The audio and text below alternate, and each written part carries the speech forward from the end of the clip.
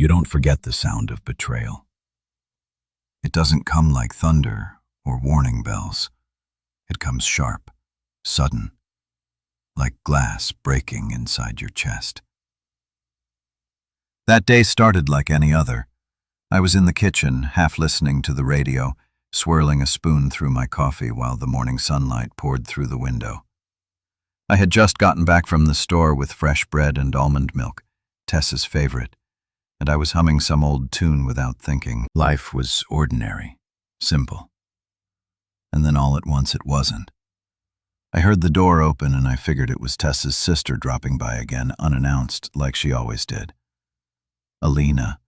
She had a way of walking into our home like she paid rent. She barely looked me in the eye most days, which I didn't mind. I tolerated her for my wife's sake. But that morning, she came in with a different kind of energy. Off, nervous, wide-eyed, and behind her was Tessa, her face already pinched with tension like she had just been told someone died. I turned around slowly, coffee cup still warm in my hand, ready to say good morning, but I didn't get the chance. Adrian got me pregnant. 7 words. Just like that. Alina's voice cracked when she said it, and she even added a tremble to her lip like some badly rehearsed play. And I stood there frozen. The air stopped moving. My mouth opened, but no sound came out. I didn't respond, not because I was guilty, but because my brain refused to register that this was happening in real life. What kind of joke was this? But Tessa didn't ask me anything, didn't look for truth in my eyes. She didn't even blink. Her face twisted in pure disgust and without hesitation. Crack.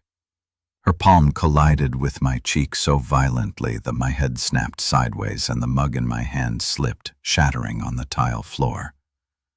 I didn't even bring my hand up to touch my face. I was too stunned. Not because it hurt, but because in 1 second, the woman I had built a life with, shared secrets with, whispered to in the dark, had turned into a stranger with fire in her eyes and poison in her mouth. "Tessa," I croaked, finally finding my voice. "What the hell are you?" But before I could finish, her brothers stormed in like they had been waiting outside the door with their sleeves rolled up. Jared and Marco, built like linebackers, always had something to prove. They didn't ask any questions either, just grabbed me one by each arm and dragged me through the house like I was a stray dog tracking mud on white carpets. I was still barefoot, still wearing my old t-shirt, still trying to make sense of what the hell just happened. "Get your hands off me," I muttered, but it came out too soft, too confused. They weren't listening anyway. Once we were outside, Jared punched me in the stomach without warning. Marco shoved me against the fence so hard that I saw stars. I didn't fight back. I don't know why. Maybe I should have. Maybe I should have yelled, called them liars, thrown punches of my own. But I didn't. Neighbors peeked from windows. Someone across the street started filming. I caught the glint of a phone camera just as Jared spat at my feet and shouted, "You sick freak!" My vision blurred, but not from pain. From shame. The kind that didn't belong to me, but had been stuffed into my throat anyway. They left me there, bruised, humiliated, alone. And Tessa, she didn't follow me outside. She didn't check to see if I could still stand. She just stood in the doorway, her arms crossed, her wedding ring still on her hand like it meant something. Her expression was a mixture of hurt and certainty, like she had already buried me in her mind. I limped to the edge of the street. My phone buzzed over and over. Messages from people I hadn't spoken to in months. Calls I didn't answer. I didn't know what I was supposed to say. "Hey, funny thing, my wife's sister accused me of something vile, and apparently I've already been tried, convicted, and sentenced before I could ask what the hell was going on. I went back inside and packed a bag. I didn't say goodbye. I didn't try to explain. What was the point? They didn't want the truth. They wanted a villain, someone to blame, a man they could throw stones at and feel righteous for doing it. You spend your life building a home, thinking love means safety. But the truth is, people will turn on you the moment it's easier than asking hard questions. I stared at the cracked mug on the floor, then down at my trembling hands. My fingers had blood on them from the broken ceramic or the punches. I couldn't tell. It didn't matter. I showered.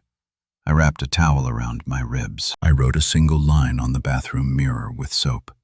You didn't even ask. Then I left. No screaming, no grand exit, just a man with a bruised jaw and an empty heart walking out of the life he thought was real.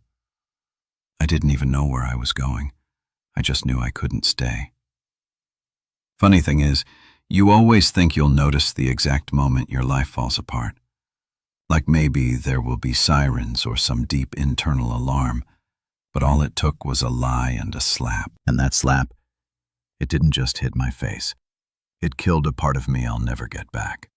They say the truth will set you free, but that's only if someone sticks around long enough to hear it. 2 days after I left, I checked my email at a small public library on the edge of town. Nothing big, just trying to access my accounts, cancel subscriptions, update passwords. But then I saw the subject line, Notice of Administrative Leave. It was from my company. I sat there in that stiff wooden chair with my hoodie pulled low and read the message 3 times. The words didn't change. Given the serious allegations circulating online, the board has decided it is in the company's best interest to initiate a separation process pending a formal investigation. What allegations? I hadn't posted anything. I hadn't spoken to a soul except for the gas station clerk and a motel owner who only cared if my card swiped. But the gossip had grown legs. I logged on to social media, something I rarely used, and there it was. A thread.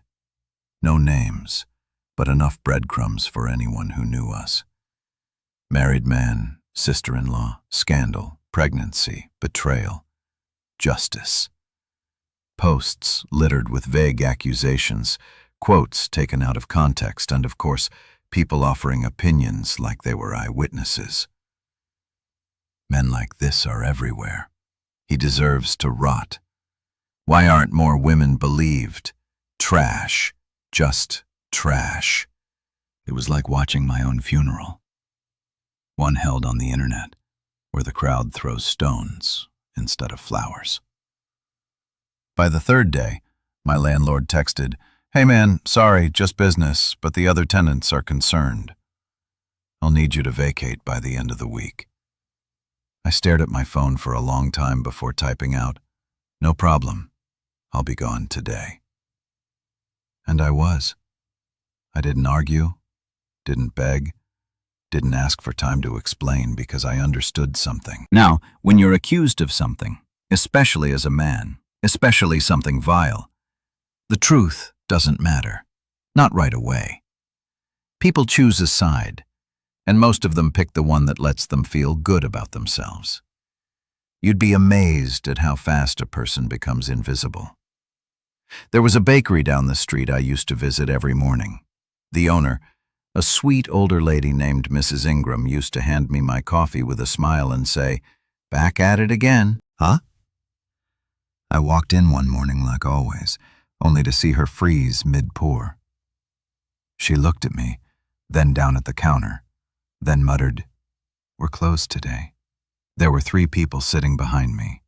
A woman at the corner table whispered, "That's him." I walked out without saying a word. By day 5, my phone was practically useless. Tessa had blocked me. So had her mother, Eloise, and all the friends we used to invite over for wine nights and birthdays. Even people I barely knew, friends of friends, suddenly vanished from my contacts. It was like they were afraid the rumor might rub off on them just by association. I once helped Eloise move an entire patio set into her backyard during a heat wave. She called me the most dependable man in the family. Now she was on Facebook commenting under a post about betrayal by blood, saying, "Some men are wolves in family clothing." Wolves. I wasn't even human anymore. I'd kept my mouth shut after the slap, after the beating, after the shame. But reading that, it broke something small and final inside me.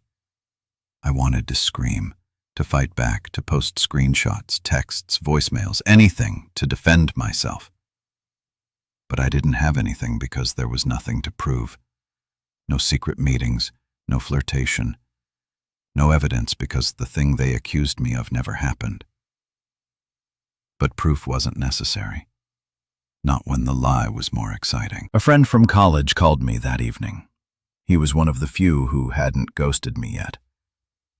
"Hey man," he said cautiously. "Look, I don't want to pry, but did you really?" I hung up before he finished because of someone who had known me for 10 years had to ask. Then I didn't want to talk to him again.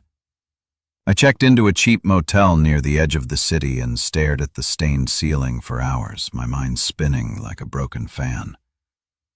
How could a single sentence ruin a man's whole life?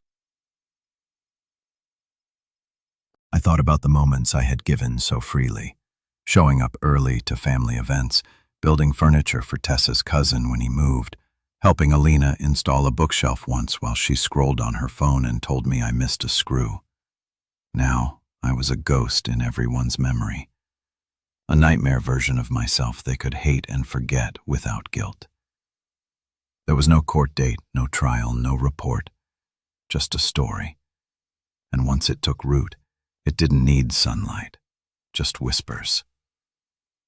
It wasn't about justice, it was about judgment, about moral performance, about looking like you believed women more than actually doing the work to find out what was true. And Alina, she played her part well. I heard from a friend of a friend that she was receiving sympathy gifts, people checking in, calling her brave. Her social media bio even said, "Survivor, broken heart, ... I wanted to throw up. Tessa didn't even text me. Not once. I checked my bank account and realized I couldn't afford to stay where I was much longer. My severance from the company was frozen, and there were whispers about possible legal action. For what? I didn't even know. And that's when the fear finally hit me. Not the fear of being hated, but the fear of being forgotten, of being no one, a name that meant nothing but shame. I looked in the mirror that night and barely recognized the man staring back. My beard had grown patchy. My eyes were dull. I looked guilty. And that terrified me because if I looked like that to myself, what did I look like to the world? You think rock bottom comes all at once. It doesn't. It comes slowly, layer by layer, until you realize no one is coming to save you. And if you want to survive, you'll have to become someone else entirely.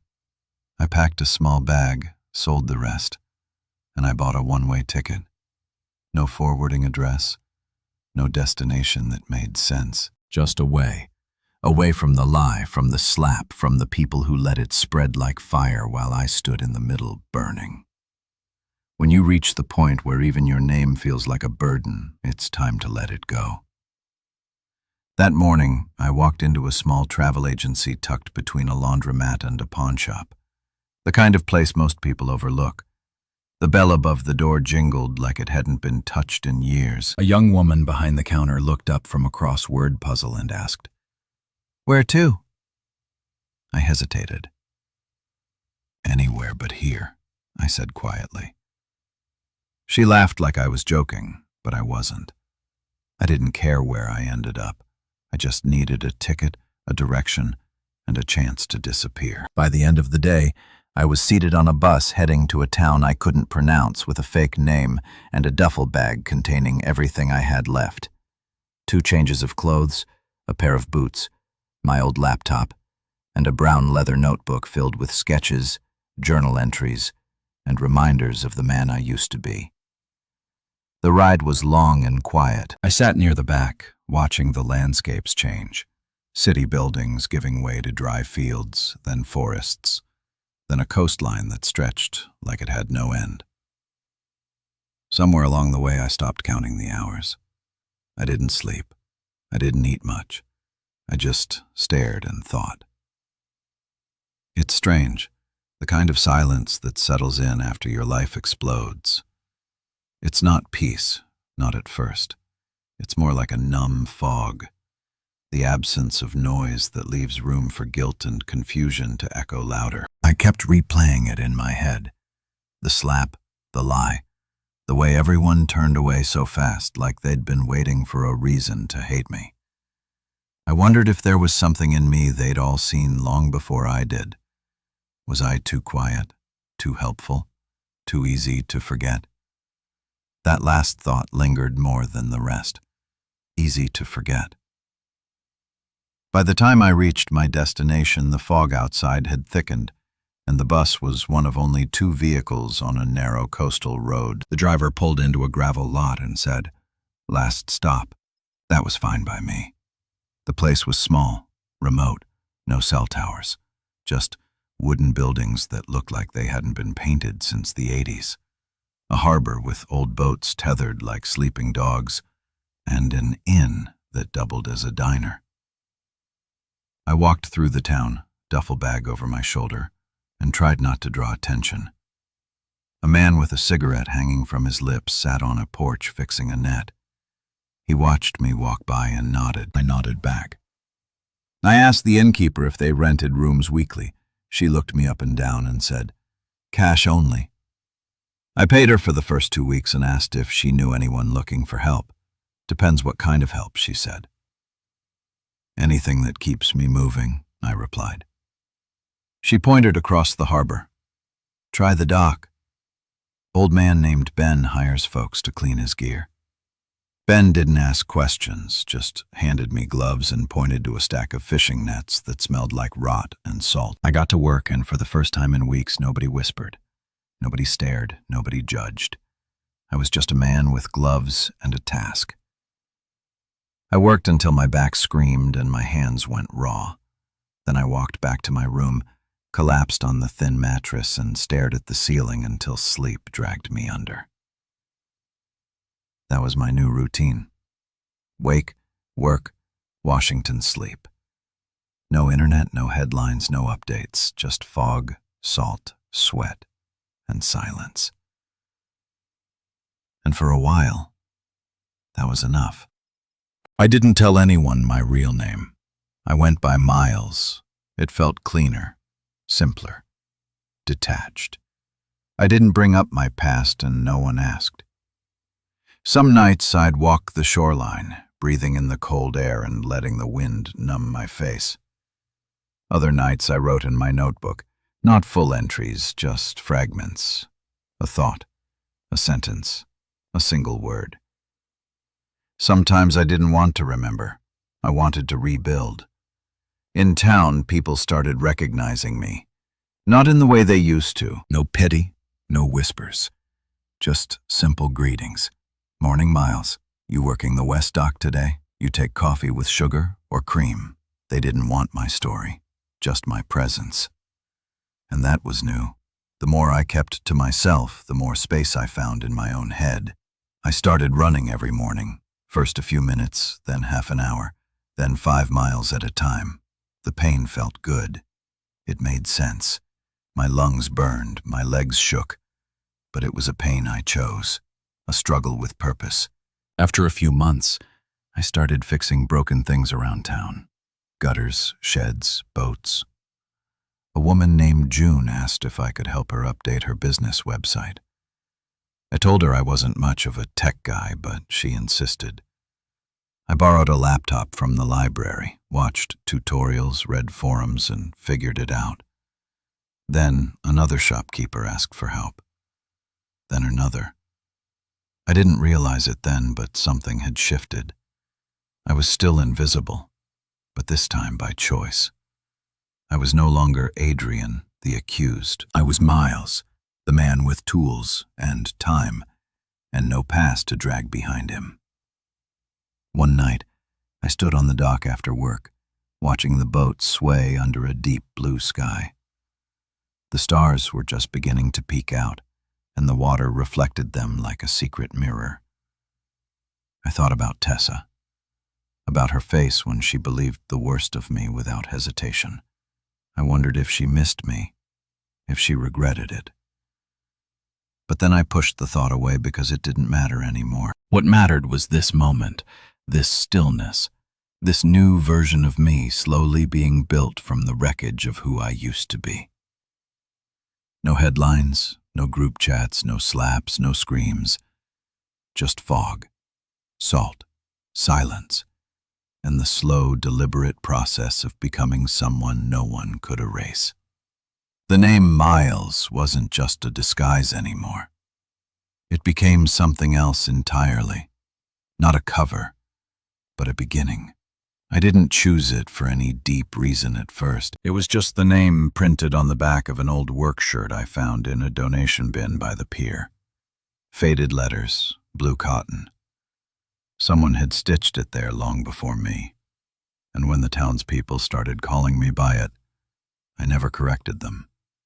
Funny how identity can grow out of scraps.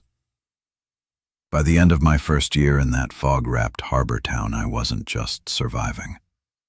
I was slowly, carefully living again.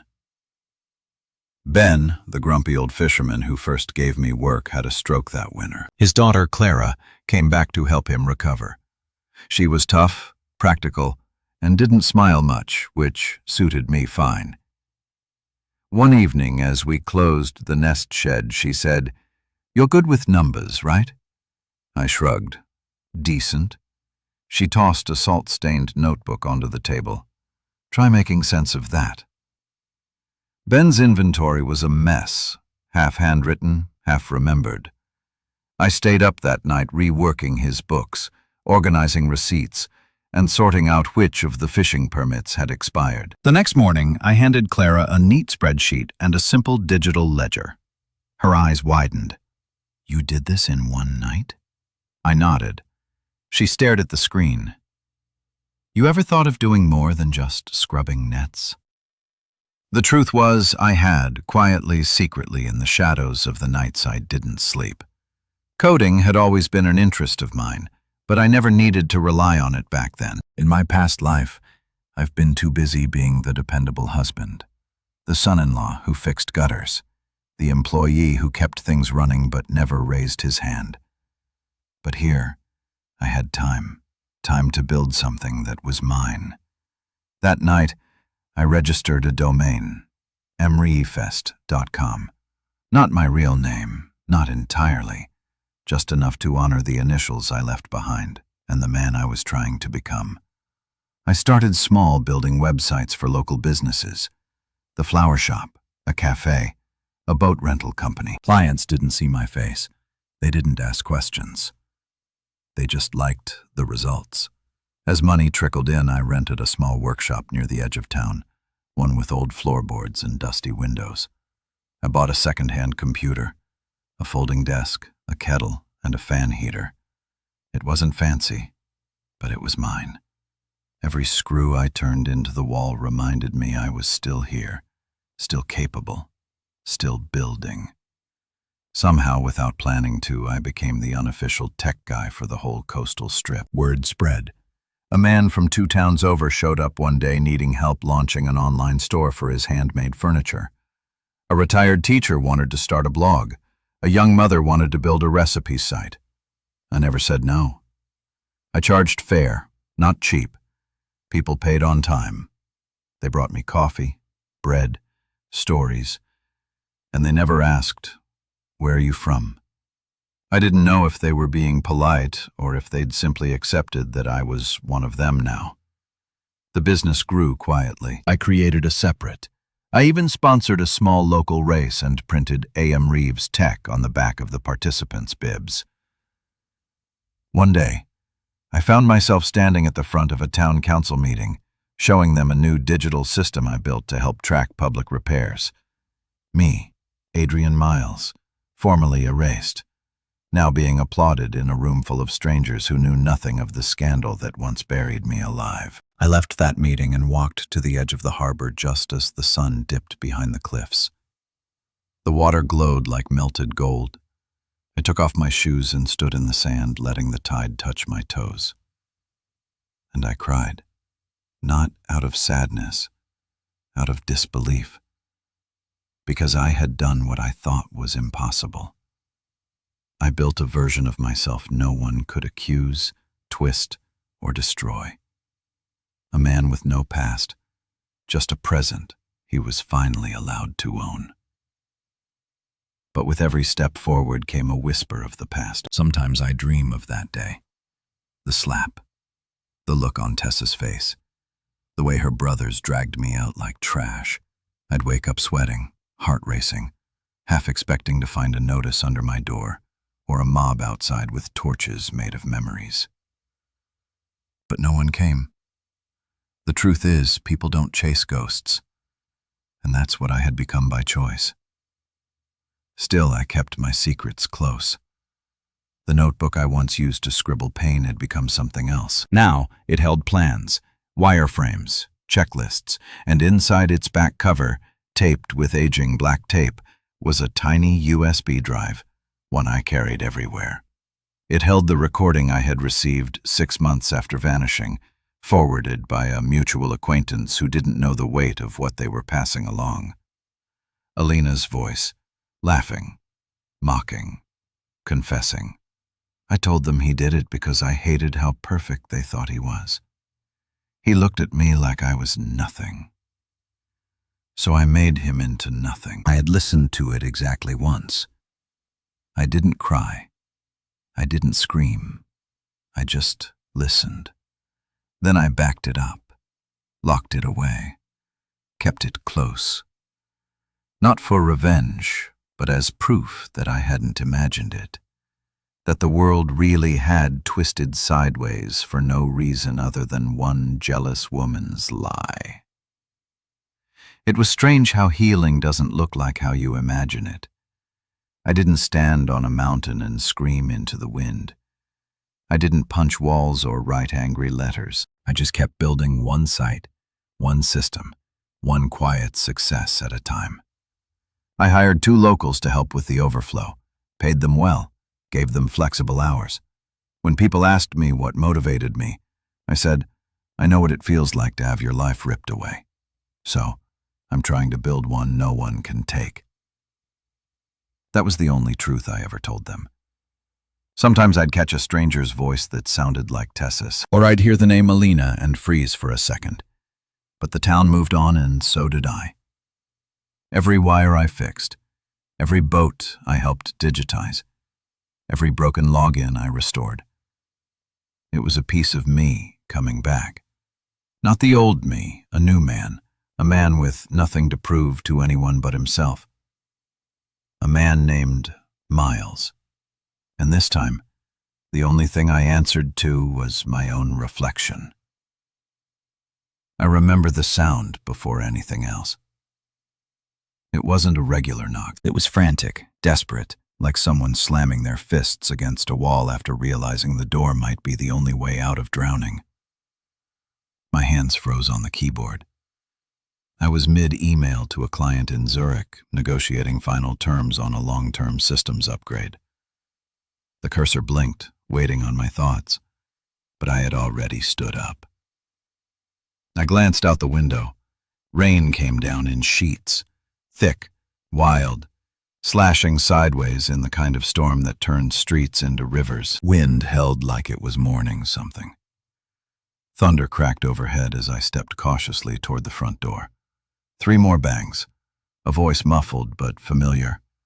My hand paused on the doorknob, and then I heard it. The name I hadn't heard in over 3 years. Adrian, please. The voice broke on the second syllable, a soft crumble under pressure. It didn't sound like it used to. It was tired, raw, but still unmistakably hers. Tessa. I opened the door slowly, not because I was unsure, but because I didn't know what would be standing on the other side. I'd imagined this moment, truth be told. Not often, but enough to recognize how much of my healing still hinged on the ghost of her walking through my past.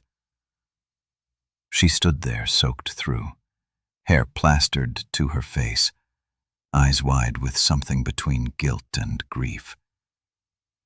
Her arms were wrapped around herself like she was holding herself together from the inside out. "Please, I know you're in there," she whispered, voice trembling. I didn't answer. I didn't move. We just stood there staring at each other while the storm raged around us. I thought about how small she looked, how once I would have rushed to pull her inside, dry her hair, wrap her in a blanket. But that man, the one who used to protect her from everything, he wasn't home. She reached out, touched the doorframe like it might anchor her. "I've been looking for you," she said. "For years." I raised an eyebrow, not because I was surprised, but because I didn't trust anything that started with that sentence. I stepped aside.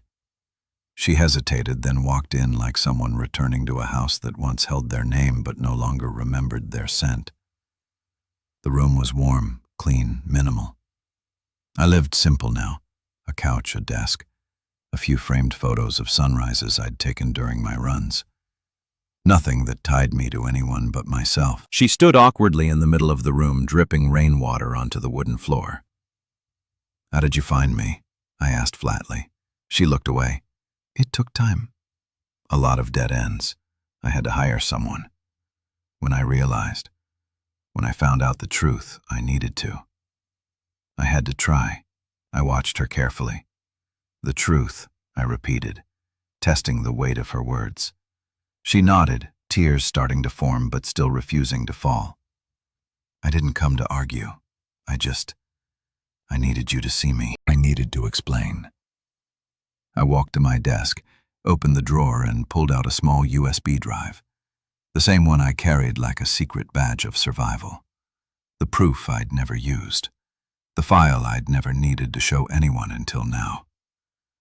"I already know everything," I said quietly, handing her the drive.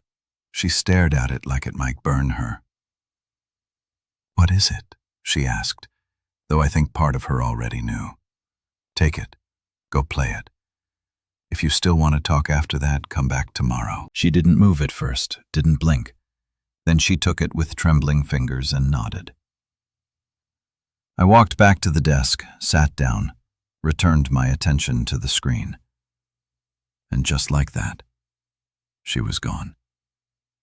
I listened to the door close, to the sound of her shoes sloshing away in the rain, to the wind pressing against the windows like it wanted to get in too.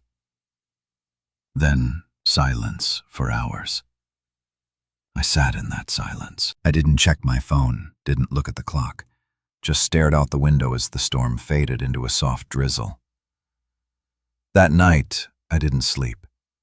I lay on the couch, staring at the ceiling, thinking about all the lives I'd lived in the years since that slap. Since her brothers beat me bloody, since her silence became louder than the lie itself. What did she expect to find here? A man waiting, a heart that stayed soft, a soul that still had a welcome mat laid out. I didn't know, but I knew one thing. I wasn't her husband anymore. Not legally, not emotionally, not spiritually. The next morning came wrapped in fog, thick and pale like the town itself wanted to hide me from the day ahead. I didn't go out. I didn't check email. I sat by the window with a mug of black coffee, waiting for nothing and expecting less, until I saw her. She didn't knock this time. She sat on the porch bench, head bowed, hands clasped in her lap like a child awaiting punishment. She looked up when she saw me. Her face was different. Something had shifted. The tears were gone, but so was the fight. Only the ache remained. I stepped outside. She stood. "I played it," she said. I nodded. She swallowed hard. "I destroyed you." I said nothing. "Adrian, I didn't know. I didn't ask. I just believed her. I raised a hand. "You don't have to say it." She blinked fast, like her body was trying to hold back the flood she hadn't earned the right to release. "Do you hate me?" she asked, voice cracking. I looked out over the sea. The waves were calm now. "Slow?" "No," I said. "Hate takes energy. I don't have anything left to give you." She collapsed to her knees. I didn't reach out, didn't move. I just walked past her. I had a client meeting in 20 minutes, one of the biggest contracts I'd ever landed because life had moved on, and so had I. She came back again the next day.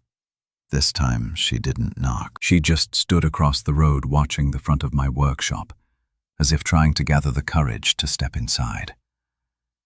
I saw her through the blinds while I was updating a cybersecurity patch for a client's database. I kept typing, kept working, because her presence didn't unnerve me anymore. It didn't stir anything. Not rage, not longing, just curiosity.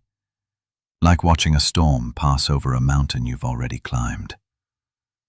When she finally stepped in, the bell above the door chimed softly. "You're busy," she said. "I'm always busy," I replied, not looking up. She stepped further in and closed the door behind her. The air smelled like ocean mist and rain-soaked fabric. She still wore the same coat from the day before, and her voice was smaller somehow, like the years away had drained her confidence along with the color from her cheeks. "I didn't sleep," she said quietly. I gave her nothing in return. No words, no sympathy, just the sound of fingers on keys and the subtle hum of the office heater. She walked to the edge of my desk and waited until I looked up. "I need to say something," she said. I leaned back and gave her a single nod. I didn't know she recorded it. She whispered more to herself than to me.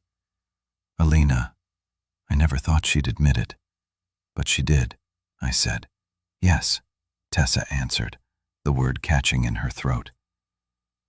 "I knew 2 years ago," I told her calmly. That made her blink. "What?" "I knew 2 years ago about the lie, about the recording, about everything." She stumbled a step back like I'd slapped her with the very silence she once weaponized against me. "But you never said anything." "No," I said I didn't. "Why?" she asked, genuinely stunned. "Because the truth wouldn't have changed what you did," I replied. "It wouldn't undo the slap. It wouldn't erase your brothers dragging me across the lawn like a criminal. It wouldn't fix the weeks I spent hiding from a world that spat on me over something I didn't do." So I stayed quiet. I wanted to see what mattered more to you, my silence or your guilt. She covered her mouth like she might be sick. I could see her legs shaking. "I would have come sooner if I had known, but you didn't want to know." I cut in. "That's the part you keep skipping. You didn't ask. You didn't doubt. You didn't even flinch. You chose her over me before I could speak." She sat down in the chair across from me, shoulders hunched, face pale. She cried. "Adrian," she said. "Alina cried. And she said you looked at her with hate, that you cornered her, that she didn't know how to say no." I narrowed my eyes.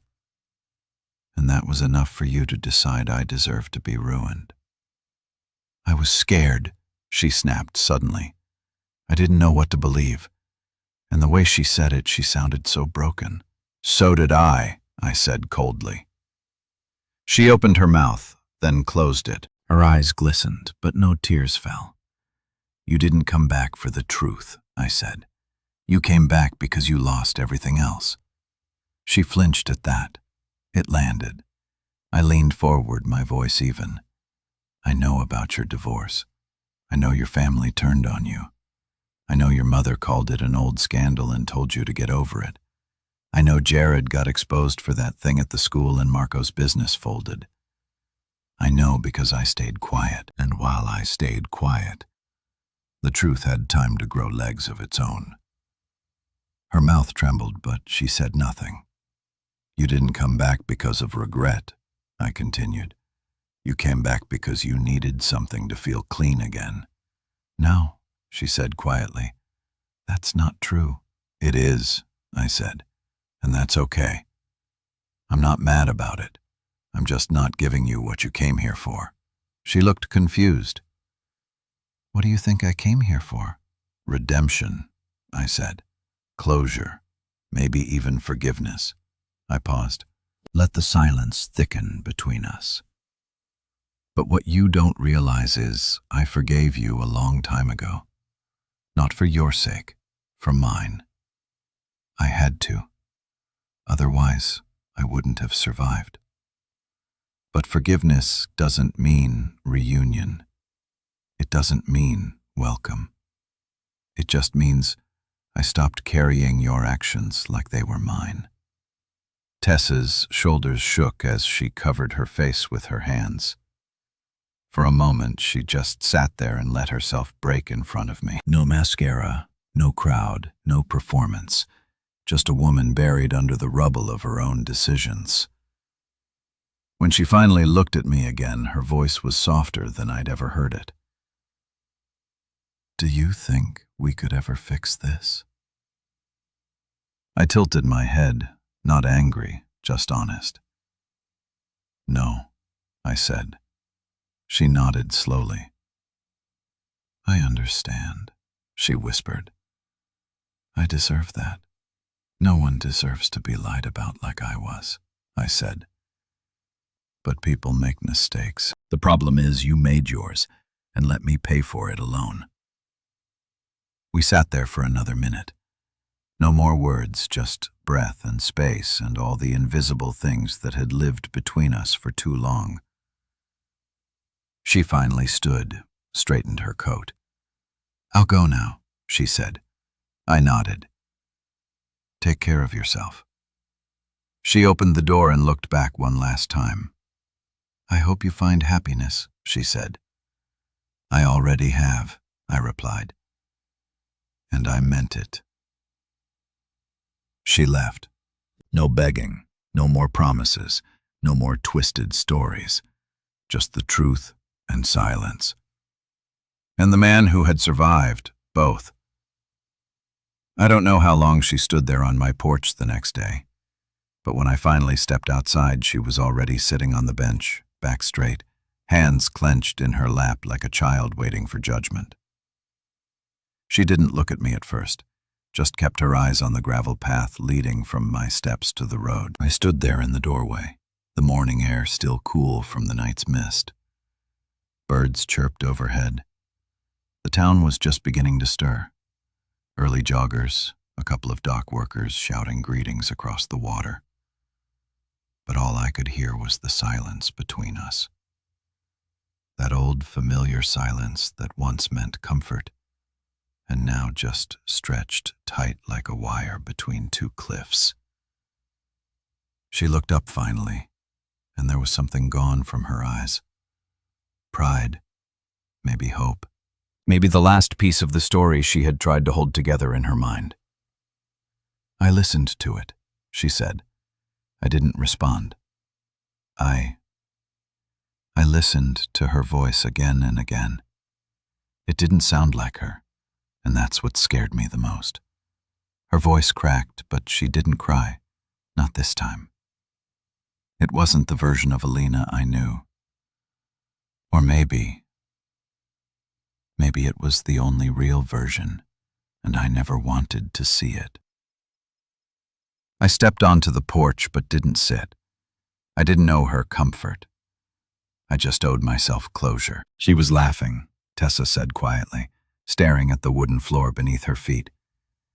Just laughing, like she'd pulled off the cleverest trick in the world. I nodded slowly, because to her that's what it was. She finally looked at me then, in her face. God, her face. It carried years of denial, of swallowing a lie so deep it became part of her. And now that lie was gone, surgically cut away by truth, and all that was left was scar tissue. She said she did it because you looked at her like she was nothing.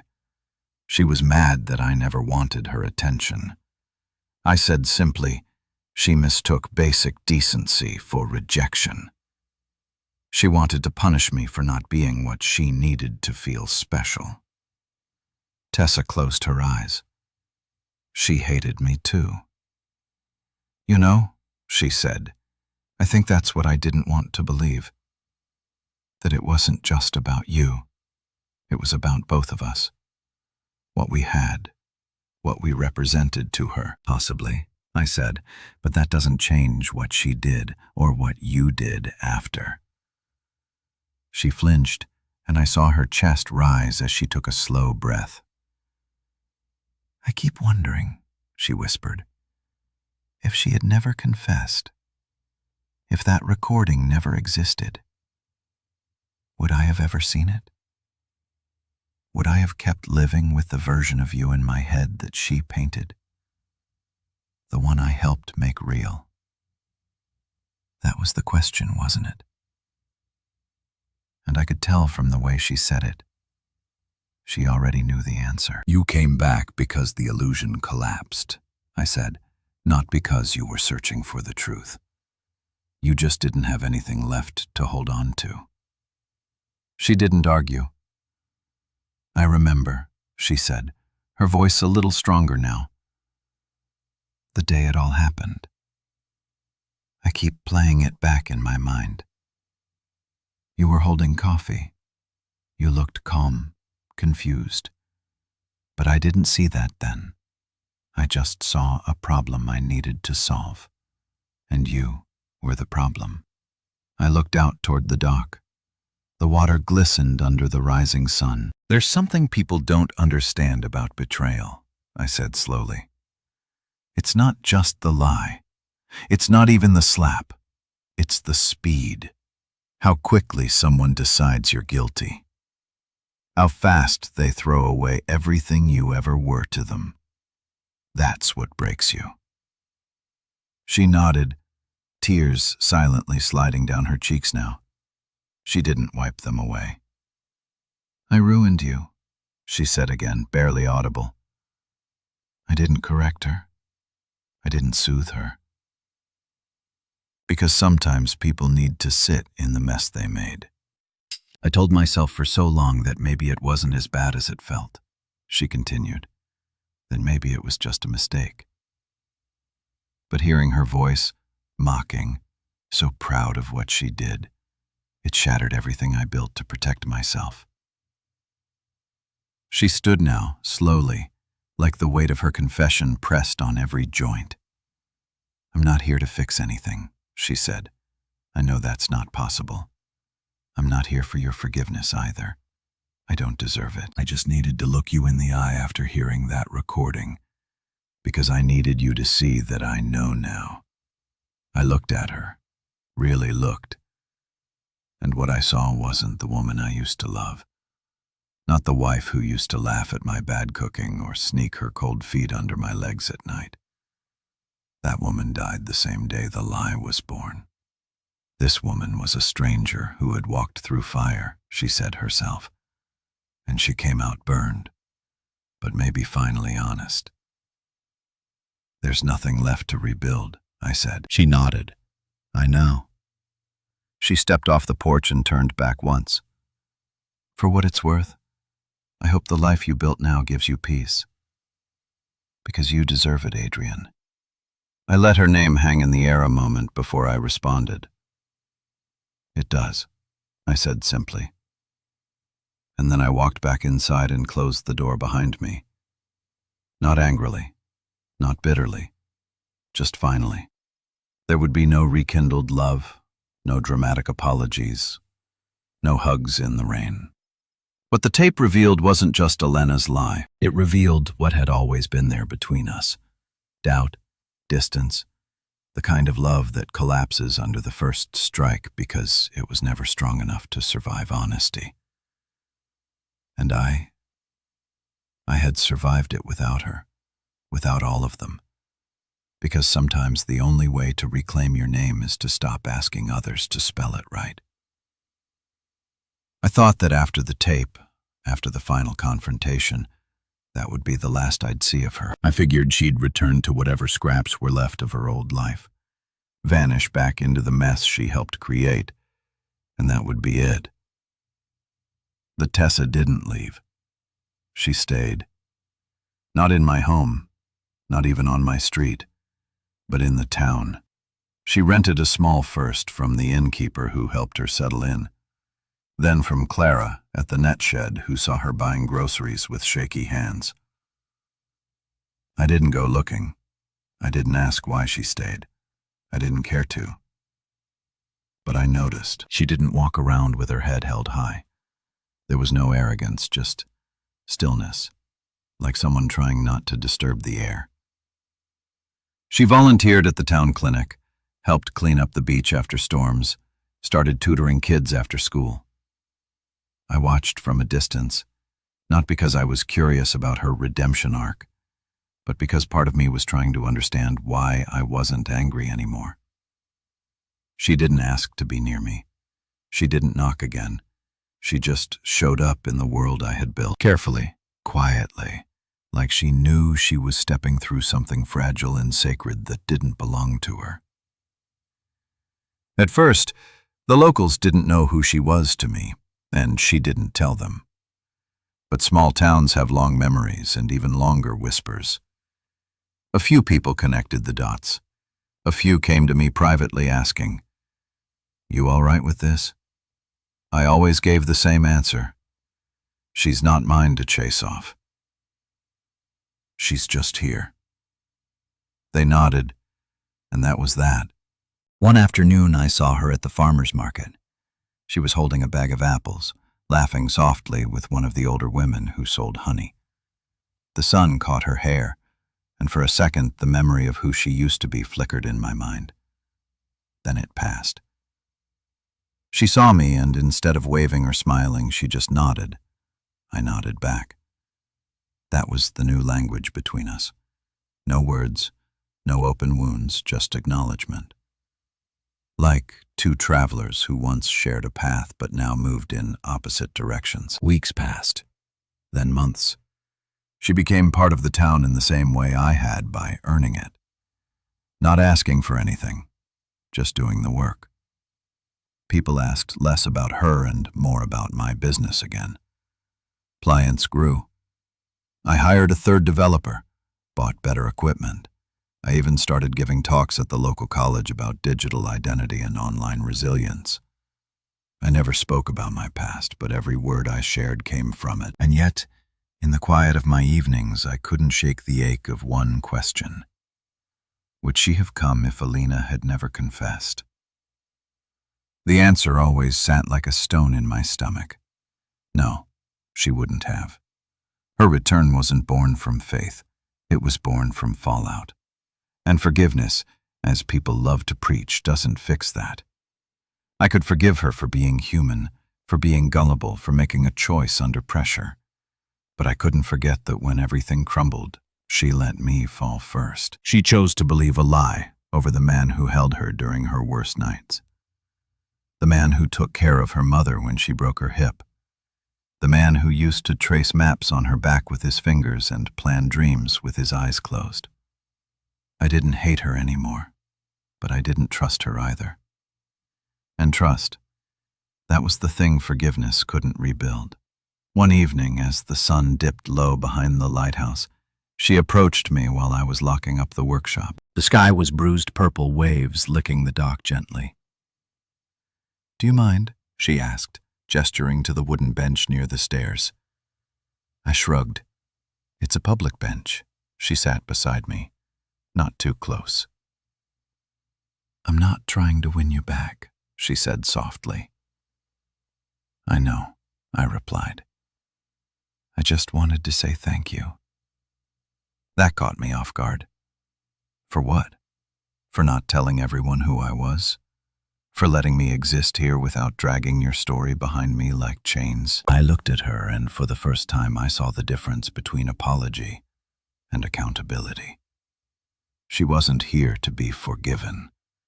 She was here to carry the weight she should have carried long ago. I didn't keep it quiet for you. I said I did it because I needed peace. And retelling the worst parts of my life to strangers doesn't bring that. She nodded. "I never asked you that day when I slapped you when it all started." She hesitated, searching for words. "What were you going to say before everything went sideways?" I stared out at the water. "I was going to ask what the hell she was talking about," I said, because it was so out of left field I thought it had to be a joke. I was stunned. That's all. I didn't even get a chance to defend myself. Tessa looked away, ashamed, and instead of asking me one question, I continued. "You hit me. You let them drag me outside. You let it happen." "I know," she whispered. "And you've got to live with that," I said. "Not because I want you to suffer, but because that's the consequence. That's the echo of choices we don't get to undo." "I do live with it," she said. Every day we sat in silence again, and then, as the sky darkened, she stood. "This will be the last time I talk to you directly," she said. "I needed to say those things, but I'll respect the space you've created. I won't interfere." I nodded, and as she turned to walk away, I said one last thing. "You're doing good work at the clinic." She stopped, turned slightly, and smiled. "Thank you." Then she walked into the evening haze and didn't look back. And I sat on the bench, listening to the wind, the tide, the creak of the dock. I thought about everything we'd been through. The lies, the fall, the return. And I realized something important. Closure doesn't come with grand apologies or neatly tied endings. It comes in pieces, in nods across markets, in shared silence, in distance maintained not from anger, but from knowing better. Forgiveness can clear the air, but it doesn't rebuild bridges. And sometimes, peace is just knowing you don't have to try anymore. I never wanted revenge, not really. It's a messy word bloated with bitterness, dripping with energy. I no longer had to give. I didn't want to destroy anyone. I didn't want to make them hurt the way I had. I just wanted the truth to live. So, I let it. It started on a quiet Tuesday afternoon. The fog had rolled in thick over the docks, swallowing the horizon in a soft gray hush. I was at my desk sipping lukewarm coffee, scrolling through a forum on small business cybersecurity, when I saw a trending story on one of the discussion boards. "False accusation ruins man's life until truth surfaces." I clicked it out of habit. But what I saw wasn't a coincidence. It was my story, posted anonymously. No names, no photos, just details, frighteningly accurate ones, about a man accused by his sister-in-law of getting her pregnant, betrayed by his wife and family, beaten, fired, ostracized, only to vanish, start again, and later discover the entire accusation was a lie, and attach at the bottom an audio file, Alina's voice, her smug confession. I told them he did it because I hated how perfect they thought he was. He looked at me like I was nothing. So I made him into nothing. Word for word. The same file I had tucked away for over 2 years. I didn't upload it, but I knew who did. Tessa. She must have copied it after I gave her the original. Maybe it was her version of setting things right. Or maybe she couldn't carry the weight alone anymore. Either way, the internet had it now, and there was no putting it back in the box. Within hours, the story spread. Blogs picked it up, forums dissected it. People debated in the comments whether it was real or fake. But it didn't matter. The voice was real. The confession was real. And soon people started connecting dots. It didn't take long. The whispers returned, but this time not around me. This time they wrapped around the people who once buried me. Elena's job at a mid-sized PR firm gone. Their CEO issued a public statement. "We do not tolerate any behavior that undermines the dignity of others." She vanished from social media within a week. Jared, Tessa's brother and former high school football coach, resigned after an anonymous complaint referenced past involvement in physical violence based on improved accusations. Someone leaked the video of him dragging me outside by my collar. It resurfaced like a curse. Their mother, Eloise, she sat on the board of a local charity that supported women's shelters. When the board found out about her public comments, "Some men are wolves in family clothing" made before any investigation, she was asked to step down. They never saw a courtroom, but they faced a judgment far worse. The court of public truth. No lawyers, no gavels, just reflection in the mirror of a world that had moved on without them and didn't want them back. And me? I stayed quiet. I didn't confirm, didn't deny. I didn't gloat or add fuel. I just kept living, kept working, kept building the life they thought they could ruin. People in town began approaching me differently, not out of pity, but with respect. "I read something online," one man said at the marina. Didn't mention names, but if it's even half true. "I'm sorry for what you went through." I nodded. That was all I needed. Another woman at the cafe placed a croissant and coffee on my table and said, "On the house." Life didn't change drastically, but it felt lighter, like I was walking with the wind at my back instead of against it. Tessa didn't speak to me during this time, but I saw her. She kept her head down, kept working at the clinic, kept living quietly. I could only imagine what it felt like for her to watch her family unravel under the weight of the truth they once ignored. She had set the fire, but she hadn't walked away. She stood in the ashes, let the smoke sting her eyes, and didn't ask for sympathy.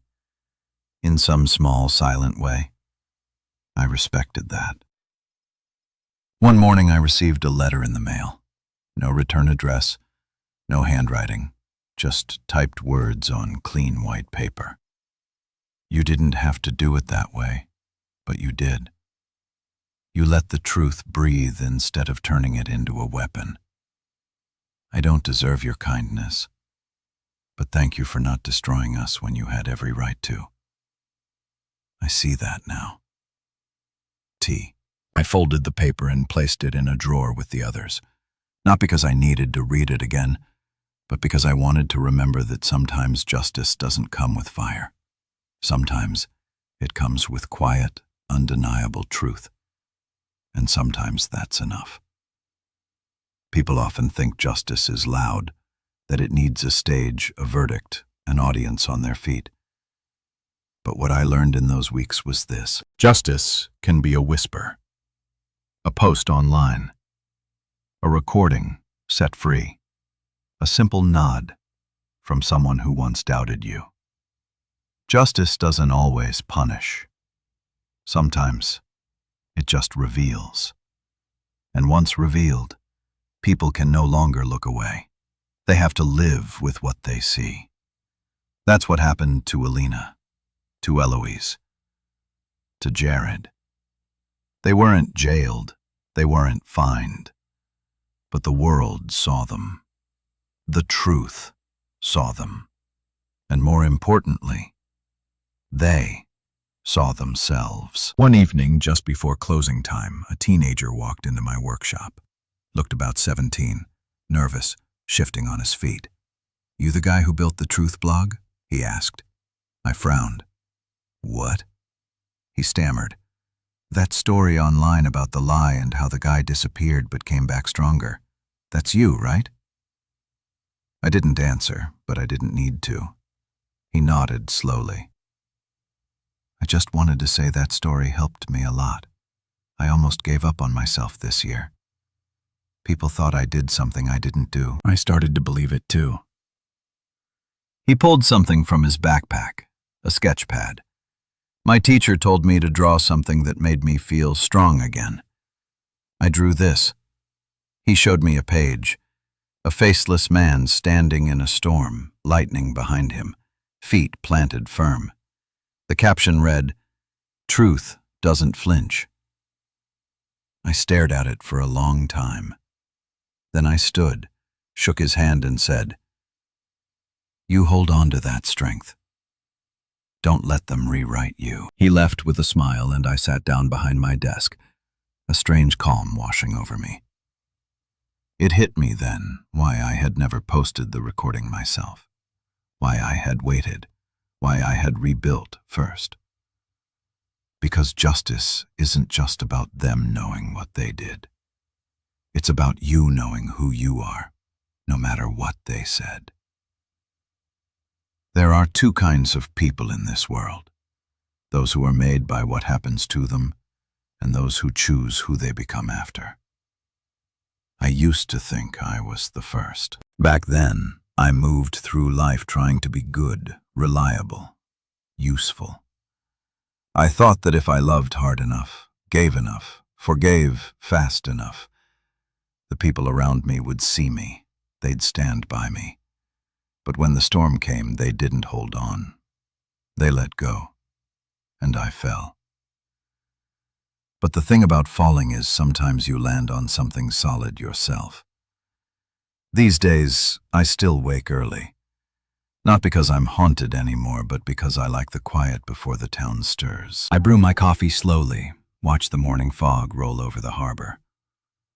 I don't check my phone right away. I don't scroll through headlines or chase news. I sit, breathe, and remind myself that peace doesn't come in breaking headlines. It comes in the absence of needing to be seen. I walk into town most mornings, not because I have to, but because I can.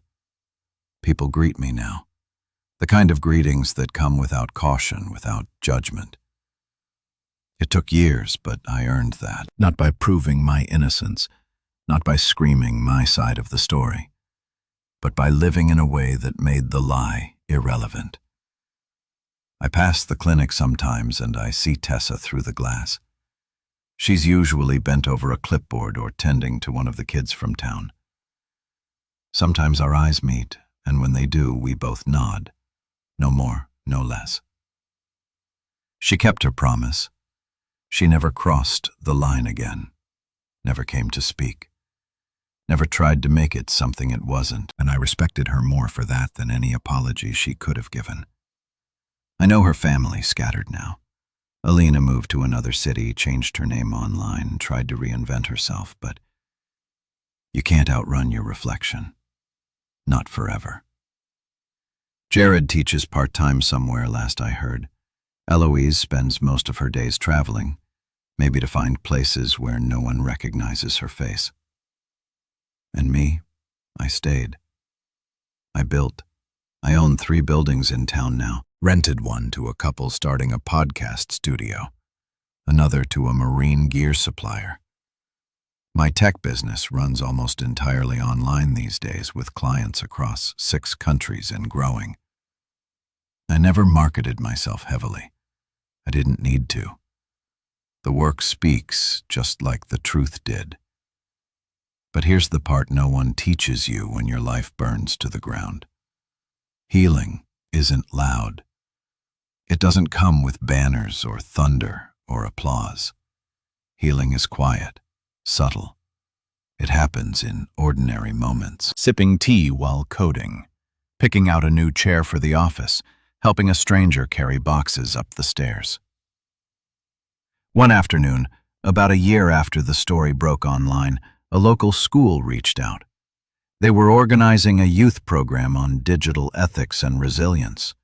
They asked me if I'd speak, Not because they knew my story, but because they'd seen the life I built and thought it might inspire the kids. I said yes. When I walked into that room, a dozen young faces looked up at me. Some were eager, some were bored, a few just curious. I told them my journey, sanitized. Of course, I didn't speak about betrayal or slander. I spoke about starting over, about losing everything, and choosing to learn instead of collapse. One boy asked, "How do you stop being angry at the people who ruined your life?" I smiled. "You don't." I said, "You just stop giving them rent in your head. You stop carrying their actions like they're part of your identity. You outgrow their power over you by building a life so full they can't squeeze into it." He nodded like he understood. Maybe he did. Maybe one day those words will matter to him. That night I stood on my porch with a cup of warm cider and stared at the sky. No clouds, just stars. 1,000 quiet lights blinking above me, indifferent to everything below. I thought about the man I used to be, the one who stood stunned in his kitchen, coffee cup in hand, watching his life collapse because of a sentence someone else invented. I didn't recognize him anymore.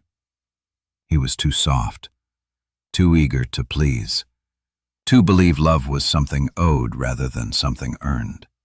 And now I am deliberate with my time, with my trust, with my silence. Tessa once asked me months ago before she finally let go completely, "Do you think we could ever find a way back?" I didn't answer then. I just looked at her. But if she asked me now, I'd say this: that man you were married to, he's gone. He died the moment you slapped him without asking a single question. The man who stands here now, he doesn't belong to your story anymore. He wrote a new one. People assume survival is the end, but survival is just the beginning. Because once you realize you can survive being erased, you start to wonder what you could become if you stopped trying to be acceptable and started being true. True to yourself, to your own voice, to your own worth. I don't live for validation anymore. I live for the version of me that I almost lost.